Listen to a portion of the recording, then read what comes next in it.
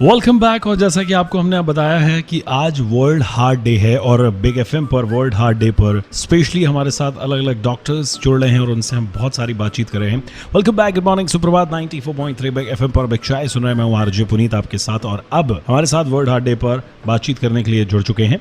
My self is doctor Abhishek Kumar Shukla. मैं consultant intervention cardiologist हूँ। मैं अजंता हॉस्पिटल आलमबाग में प्रैक्टिस करता हूँ और मेरी दूसरे क्लिनिक है trust care cardiac clinic Vikasnagar और pulse heart care centre Indira Nagar. Cardiovascular disease क्या है? कार्डियोवैस्कुलर डिजीज बेसिकली ये वो डिजीजेज हैं जो हमारे हार्ट और वैस्कुलर सिस्टम को अफेक्ट करती हैं।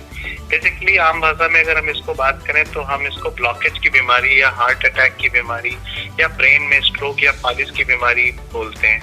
ये बीमारी यूजुअली बहुत ही ज्यादा प्रिवेलेंट है पूरे वर्ल्ड में और WHO के according 79.9 million peoples usually die because of this heart disease, cardiovascular diseases.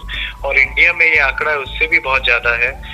करीब 80% लोग जो बेसिकली हार्ट डिजीज से पीड़ित हैं उनमें से ज्यादातर लोगों की जो डेथ है which is related to cardiovascular disorders, myocardial infarction जिसको हम हार्ट अटैक बोलते हैं या फिर हार्ट एरिथमिया, हार्ट फेलियर से होती है। कार्डियोवैस्कुलर डिजीज के रिस्क फैक्टर क्या है? कार्डियोवैस्कुलर डिजीज के रिस्क फैक्टर की बात अगर हम करें तो ये हम बेसिकली दो ग्रुप्स में डिवाइड करते हैं। एक वो रिस्क फैक्टर जो वंशानुगत होते हैं या ऐसे होते हैं जिनको हम चेंज नहीं कर सकते, जैसे कि हमारी उम्र, जैसे जैसे उम्र बढ़ती है वैसे वैसे हार्ट डिजीज का रिस्क बढ़ता है। दूसरी चीज हमारी फैमिली हिस्ट्री। अगर हमें वंशानुगत बीमारी है हार्ट डिजीज की तो वो अब ज्यादातर फैमिली में चलती है और हम उसको चेंज नहीं कर पाते क्योंकि वो हमारा जेनेटिक मेकअप है। लेकिन ऐसी बहुत सी चीजें हैं, बहुत से रिस्क फैक्टर हैं जो हम चेंज कर सकते हैं या हम ट्रीटमेंट ले सकते हैं, जैसे कि डायबिटीज जो आजकल बहुत कॉमन है। दूसरी है जैसे स्मोकिंग करना, टोबैको का इस्तेमाल करना, फिजिकल इनएक्टिविटी, ज्यादातर समय इनएक्टिव रहना या सीडेंटरी लाइफस्टाइल जीना, ब्लड प्रेशर बढ़ा होना या हाइपरटेंशन जिसको हम बोलते हैं, डिसलिपिडीमिया या कोलेस्ट्रॉल की अधिकता और मोटापन जो सबसे बहुत इम्पोर्टेंट है। सबसे लास्ट में अगर हम रिस्क फैक्टर की बात करें जो आजकल बहुत कॉमन है, एक स्ट्रेसफुल लाइफ। स्ट्रेस हमारे लिए बहुत ही घातक है और वो one of the most important factor है कार्डियोवैस्कुलर डिजीजेस के डेवलपमेंट के लिए। What is the burden of CVD? अगर हम बर्डन की बात करें कार्डियोवैस्कुलर डिजीज की तो WHO ने हमको एक आंकड़ा पहले ही दिया हुआ था कि 79.9 मिलियन पीपल यूजुअली हर साल हार्ट की बीमारियों से एक्सपायर हो जाते हैं। अगर हम अपनी कंट्री की बात करें तो हमने ऑलरेडी डिस्कस किया है कि almost 80% of death of these cardiovascular diseases are occurring in low or middle income countries, which includes our country as well. CVD के causes क्या हैं? Causes of CVD we already discussed. Basically CVD होता क्या है, हमारे जो दिल की नसें होती हैं या बॉडी की जो नसें हैं इसके अंदर कोलेस्ट्रॉल के डिपोजिशन से नैरोइंग होने लगती है। This narrowing impairs the blood flow. अगर हमारे हार्ट को सही से ब्लड का फ्लो नहीं मिल पाएगा तो उससे हार्ट अटैक होने की संभावना डेवलप होने लगती है। यही प्रोसेस अगर ब्रेन में होता है तो हम लोग ब्रेन की इस्कीमिया बोलते हैं, यानी ब्रेन को खून का दौरान कम होने लगा। तो अगर पैरों को यही चीज हो तो हम उसे पेरिफेरल इस्कीमिया बोलते हैं, मतलब पैरों में बराबर खून का दौरान नहीं हो पा रहा है।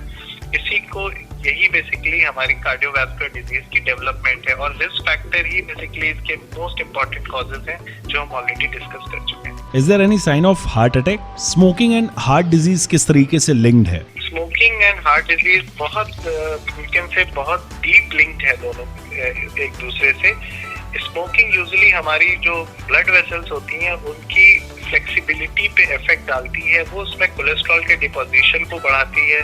स्मोकिंग हमारी ब्लड प्रेशर की रिलैक्सेशन, ब्लड वेसल्स की रिलैक्सेशन को इफेक्ट करती है, जिसकी वजह से हम लोग हाइपरटेंशन के लिए भी प्रोन हो जाते हैं। स्मोकिंग का जो निकोटीन कंपोनेंट है वो हमारे हार्ट रेट को भी बढ़ाता है और ब्लड प्रेशर को भी बढ़ाता है।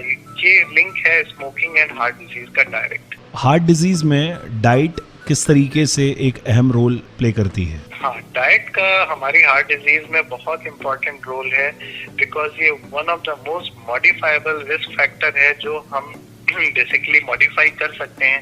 अगर हमारी डाइट फ्रेश वेजिटेबल्स से भरपूर नहीं होती, फ्रूट्स हम नहीं लेते हैं, हम सलाद का कम इस्तेमाल करते हैं या फिर हम होल ग्रेन्स का इस्तेमाल कम करके मैदा और उससे बनी चीजों का ज्यादा इस्तेमाल करते हैं, हम हाई अल्कोहल इंटेक हमारा बहुत हाई रहता है, स्मोकिंग, टोबैको, अगर ये सब चीजें हमारी डाइट में अगर हम अपने बहुत ज्यादा यूज करते हैं तो हार्ट डिजीज होने का रिस्क ऑलमोस्ट डबल हो जाता है।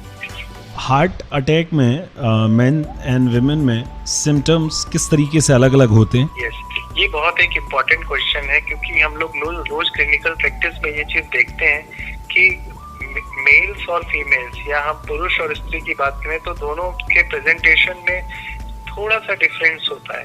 फीमेल्स यूजुअली हमारे पास लेट प्रेजेंटेशन में आती हैं और उनकी मेन प्रेजेंटेशन सीने में दर्द कम, घबराहट, बेचैनी, भारीपन, दोनों हाथों में भारीपन, कभी कभी बहुत ज्यादा पसीना आना, बेचैनी अत्यधिक महसूस करना, थकावट बने रहना, ये ज्यादातर हमारे पास जो फीमेल्स आती हैं वो ज्यादातर इन सिम्टम्स के साथ आती हैं। और सबसे इम्पोर्टेंट बात है वो ज्यादातर बहुत लेट आती हैं, मतलब late in the period of illness.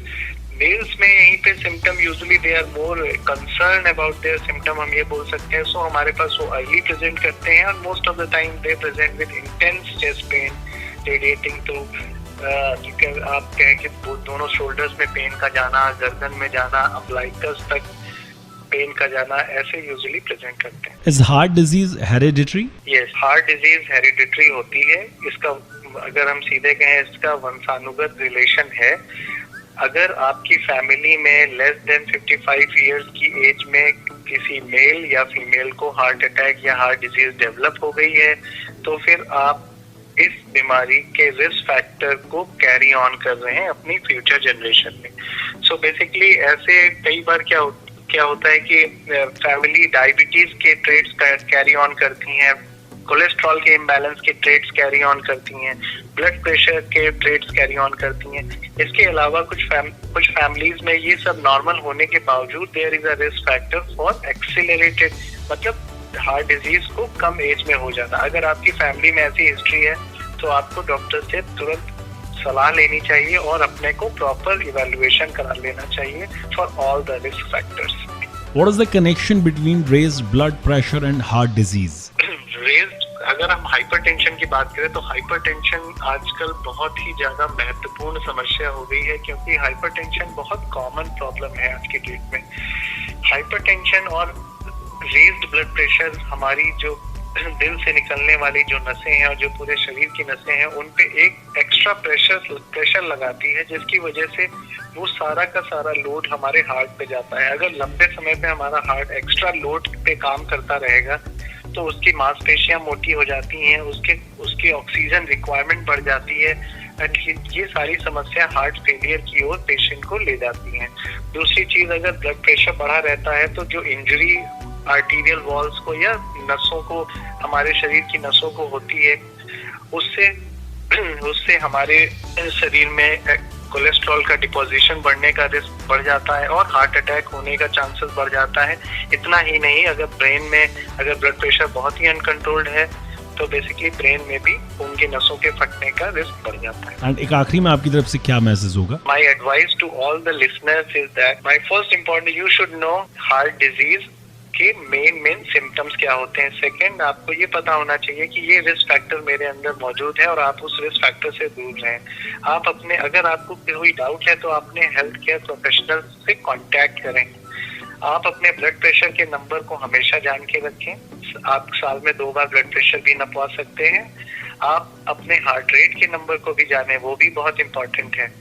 आप अपने ब्लड ग्लूकोज, ब्लड कोलेस्ट्रॉल, अगर कोई भी व्यक्ति जो 35 साल के ऊपर है उसे अपने कोलेस्ट्रॉल की सारी वैल्यूज को पता होनी चाहिए, जिसमें अगर कोई इम्बैलेंस है तो समय रहते इनको ठीक कर दिया जाए, जिससे आने वाले दुष्परिणाम जो कि हार्ट अटैक होता है उससे बचा जा सके। चलिए जी, so visit your health care professionals for a few simple checkups. Check your blood glucose level, आपका ब्लड प्रेशर चेक कराएं और हार्ट अटैक के साइंस एंड सिम्टम्स को समझें। सुनते रहिए 94.3 बिग एफएम पर बिग शाय पुनीत के साथ गुड मॉर्निंग धुन बदल के तो देखो धुन बदल